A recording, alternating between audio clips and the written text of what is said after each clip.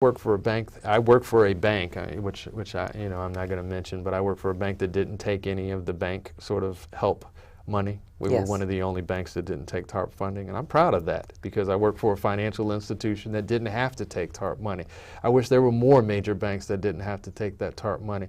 I find it interesting that many of these banks that took TARP money have record profits afterwards. That's what I'm talking about. They borrowed the money, they took the money, and I believe they held on to it until they realized what the terms actually were, because I don't think that they would have accepted it as they did and then repay it immediately so that they would not have to be penalized or pay whatever interest that was going to be imposed. Yeah, now, I mean, it's a complex argument, and I'm not necessarily going to sit here and say that I actually, don't support, the banks actually getting these emergency funds. I mean, it's a complicated sort of conversation. But one thing that I will say is I think that we need to go back to old-fashioned corporate citizenry, where corporations took a stake in this country. I mean, if we go back to World War II, corporations buckled down and they said, we're going to go into the war effort and we're going to make a contribution to the betterment of our country as a whole. And I think that we've gotten to a point where many corporations put profits and put the influence of Wall Street and greed, frankly, ahead of the sort of their intrinsic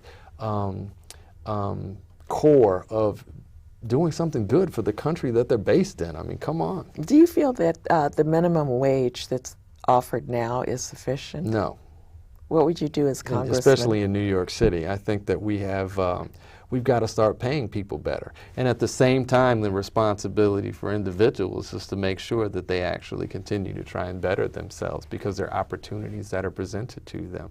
But it's tough out here for a lot of people. And also, according to John McCain, the majority of the breadwinners in the United States are women. They are. Let's pay women more. Women are paid less than men, yet we're the backbone of the labor force. Yeah, I think statistics bear that out, and I certainly think that there needs to be parity when it comes to wages for men and women. But I also think that it goes back to that question. I mean, we need to raise the standard at every level so that everybody just can go and they make an affordable and decent wage. I think that is a part of what the overall investment in people in this country should be about, because over the long term, and taking the long-term view, by providing people with quality education, by providing people with quality health care, and providing people with quality sort of options when it comes to work, in addition to housing and things like that, we build a stronger country. I agree. Now, as congressman, what would you do in order to create more jobs in Harlem and other areas within New York? Well, you mentioned the economic stimulus, which really helped a lot of companies the first go around, and that's great. It helped those companies stay in existence and keep the jobs that they had. I would hope that this next stimulus, if there is one, would really focus in on helping small businesses more. I think that small businesses, which really are the driver for the communities that they're in and creating the jobs in those communities. And the 15th Congressional District in particular, it's a small business oriented district. We have a lot of small businesses up there that are struggling that could create jobs immediately for people if they say they had some help.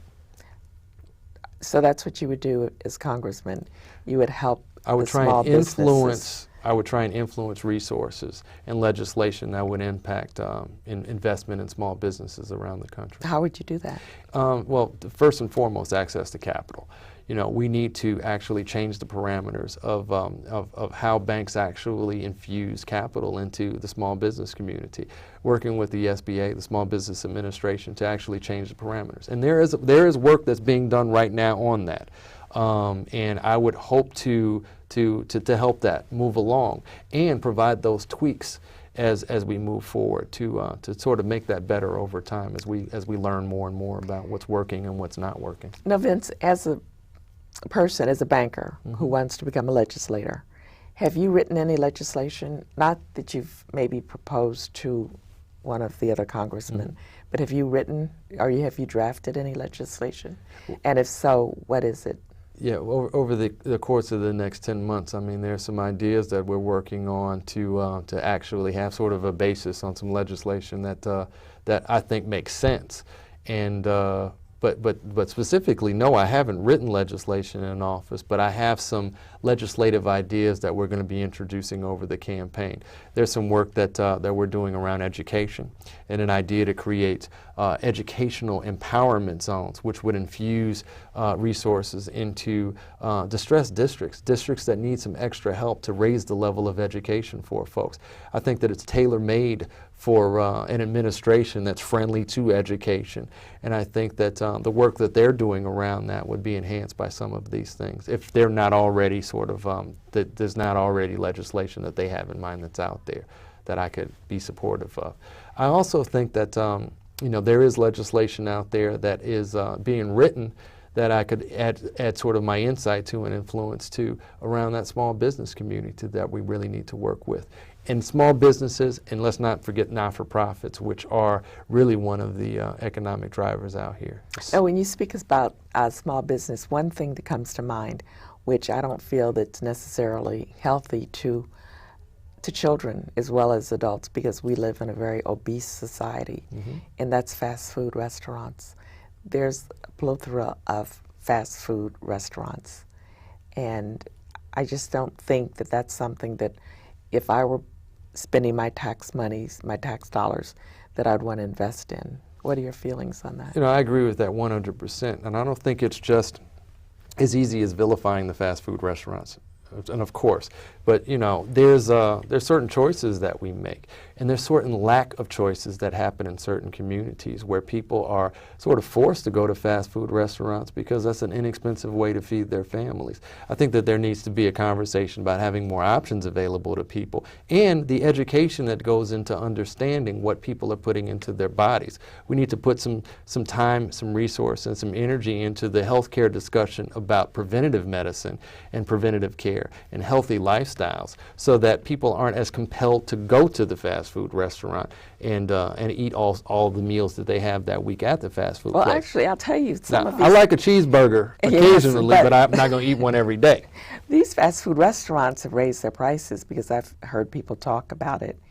And it's not as inexpensive as one would think. I mean, you could go to a salad bar and get a decent salad and throw some tuna on it for less than you can buy a McDonald's or any cheeseburger, hamburger, fried chicken, etc.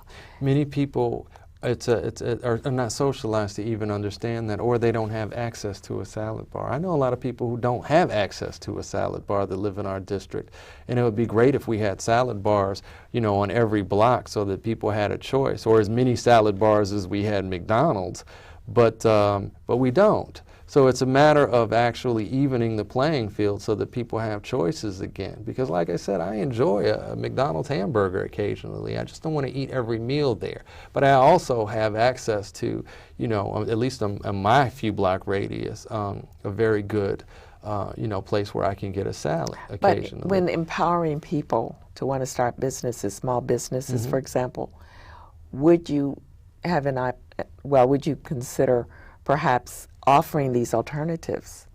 You know, I'll give you seed money if you open a health food restaurant, or if you open a salad bar, or if you monitor what the adverse ingredients are to That is a great idea. Yes. Thank you. Yeah, I'm going to take that one. I must tell you, Borough President Scott Stringer is very, very pro good health. He wrote a book. He wrote a book, and he's also just started a task force.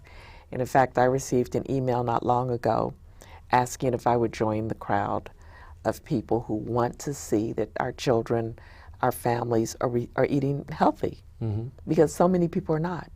Well, the interesting thing about his book, and you know, I commend him on that. He's a great borough president and somebody who I think is doing a good job. He wrote a cookbook as an instructional thing, and that goes back to the original point about not only having options, but really having the understanding about how to actually sort of cook. Cooking a meal, there's so many other things that go into it. You've got to have sort of, you know, the ability to go to the grocery store to actually purchase the food. And you know, many options for, you know, good produce are not available in some areas, and we need to make sure that people have access to the quality produce that they need to make the salad. They